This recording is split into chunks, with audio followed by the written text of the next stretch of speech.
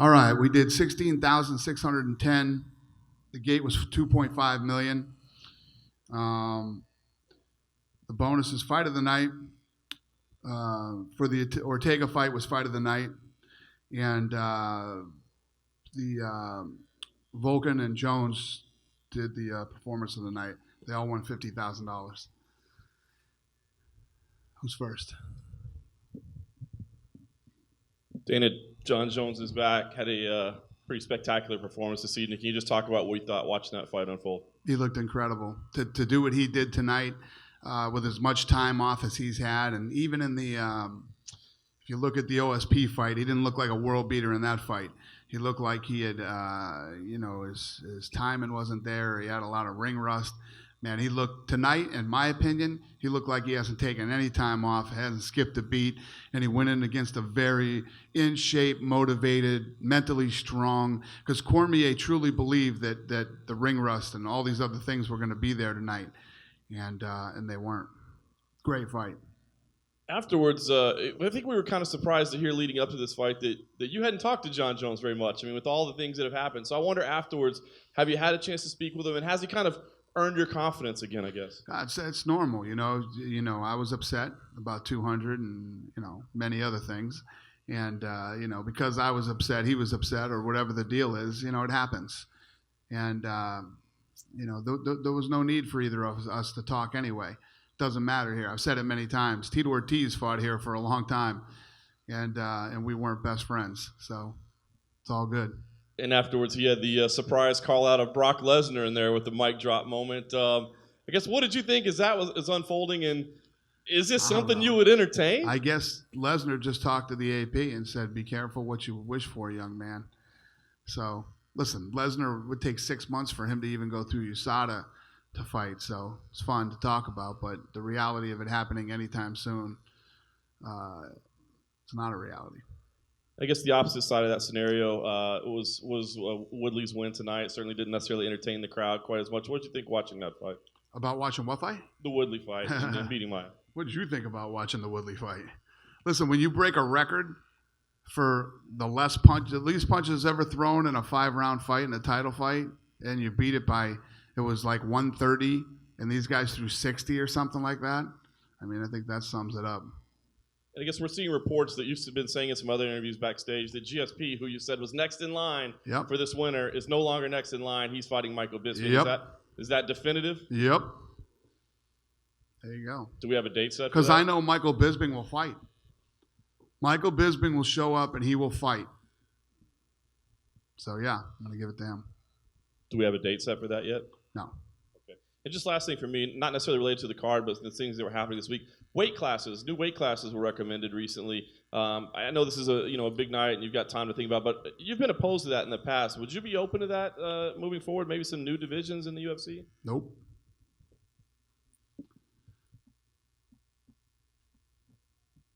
Dana, what's it mean to the UFC to get Jones back? I mean, he obviously had so many successful pay-per-views in the first place, and after this 30-month basic hiatus, being back. What about pay-per-views? Just you get Jones back as a pay-per-view draw for the company. What's it mean to the company to have him back? Tonight was a big night. Tonight is trending over 1 million buys. So it's a big night. It was a great card. It's one of the best cards we've ever done on paper and in person. So, it's good to have him back.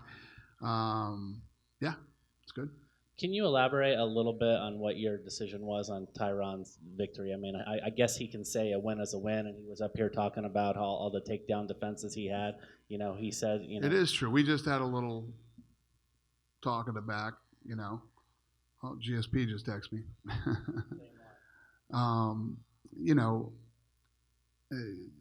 He said, I heard you were talking about my performance. I said, you broke a record tonight. I mean, that speaks for itself. He said, well, this guy had however many, 17 takedown attempts or something like that. And I said, yeah, and not one of them were close. You fought them all off. The guy had one eye in the first round, and you're faster, you're stronger, your hands are better, explosive, I believe Woodley could have finished that in the first round. If not, he definitely could have finished in the second round. If you had a remote control for that guy, he's a freak of nature. He'd be an incredible fighter. And it's easy. Listen, it's easy to say a win is a win, When you get booed out of an arena, it means people don't want to watch you fight, you know? And that's how you make a living. It's not good if people don't want to watch you fight. Dana, can you please explain to us exactly what happened after the main event when Daniel Cormier appeared to be really frustrated and you had to say something to him? Yeah, no, he was telling me that the fight was stopped prematurely, and he was freaking out on the referee. And the reality is that Cormier was out of it and didn't really know what had happened. He didn't know he got knocked out till he saw it on the replay. And realistically, if you look at that fight, he was saying it was stopped prematurely. Could have been stopped 4 or 5 punches sooner than it was. So I was just trying to get him to calm down and relax. And then he kept saying, "Why is Dana yelling at me?" And then when he saw it on the replay, that was when he found out that he had got knocked out.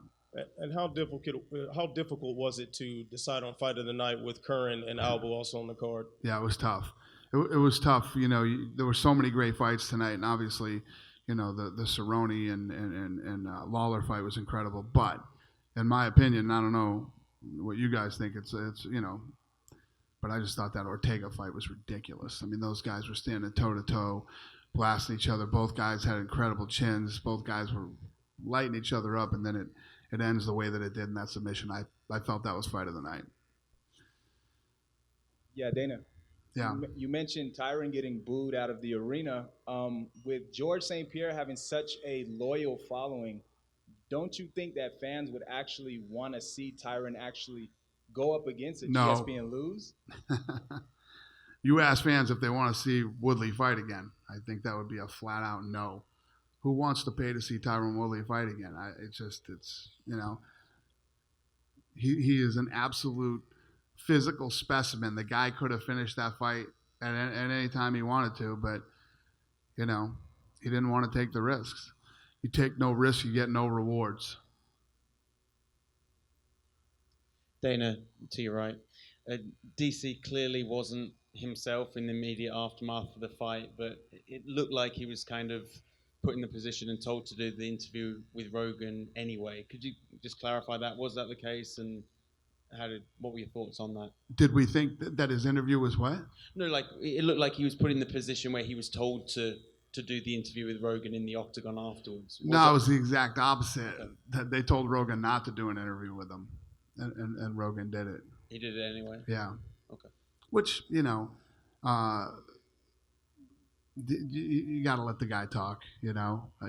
It'd be one thing if I don't know. Yeah, I think you got to let the guy talk.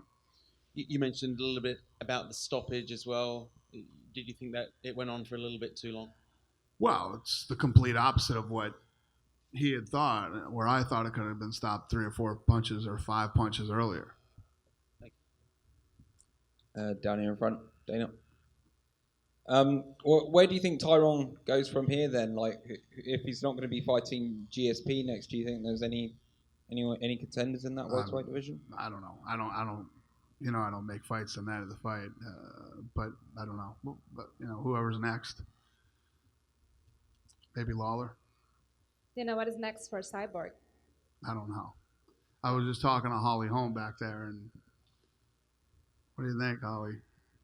And it seems like she's interested. I like Holly versus Cyborg. I think it's a good fight. What did you think of her performance tonight? Think of Cyborg? Cyborg looked good. She was very composed. She didn't go out there crazy. She took her time, picked her shots, and, you know, I thought she looked good.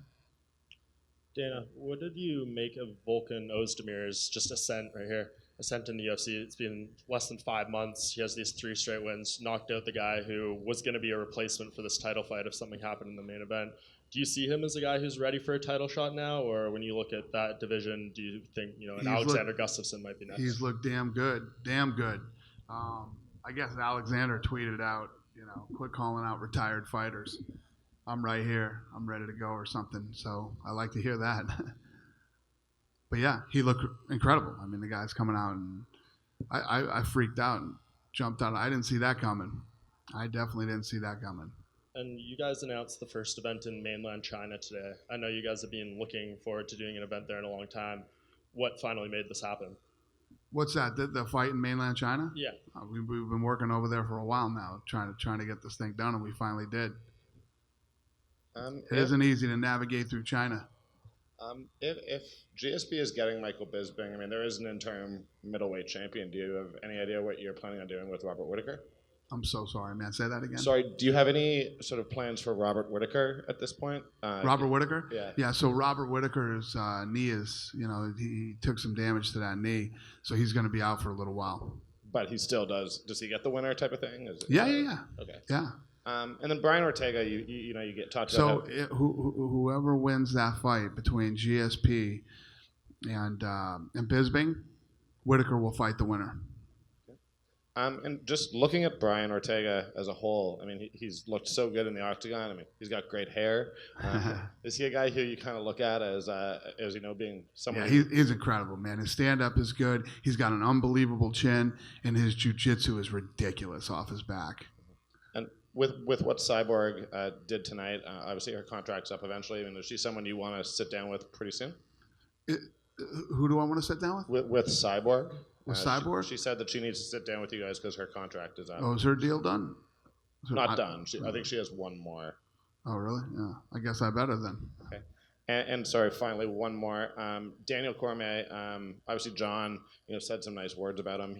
Cormier had said he needed to win to kind of cement his legacy. Just, as the president of this company, when you look back at his 2-year reign as champion, how do you want people to kind of remember him? You talking about Jon Jones? Daniel Cormier. Daniel Cormier? Yeah, Daniel Cormier is one of the best to ever do it. I loved how Rogan said, this is basically Ali versus Frazier. So true for MMA. Two of the best. Daniel Cormier had never lost at heavyweight and had only lost to Jon Jones at light heavyweight, had defended the title. But I truly believe that Jon Jones is the best to ever do it. I think he's the best ever. And had he not had these things go wrong in his personal life, God knows who he would have beaten, what he would have done by now. But without a doubt, the best. I mean, to come off after such a huge layoff and all kinds of issues and problems, and to do what he did tonight, man, it's just, he's the best to ever do it. Daniel, just wondering, with yesterday you saying that the Bisping GSP fight had sailed, and today obviously that being switched. That ship turned around and fucking sailed back. I was just wondering if you could clarify when exactly that decision was made to turn the ship fucking around. round 5. Does this affect Tyron's chances in the future going forward at landing big fights if he does want to, say, fight Nick Diaz or GSP in the future? I don't know. It definitely affected this fight. That's for sure. I know that Michael Bisping will show up and fight. No doubt about it. Dana, prior to UFC 205, you were quite apprehensive to book 3 title fights on a show. Now you've done it twice in the span of, 10 months. Is this something that people can expect moving forward, these huge events with all these title fights? And then how do you really raise the bar going forward every time and for the second half of the year? I'm so sorry, sir. What was give me the cliff notes of that question. It was... Basically, will you continue to book 3 title fights now that you've done it twice successfully? Okay, 3 title fights. Yeah. I don't know. It depends. It depends on where people land, and a lot of. So when we started this year, a ton of people had just fought. We did 3 title fights on the New York card, and had a couple of stack cards back to back. Then people got injured, and yada yada, and this is just the way it worked out. When it can happen, I will do it. And it seems like this fight is the biggest victory for you guys this year. I mean, a huge success. How do you continue to raise the bar going into the second half of 2017?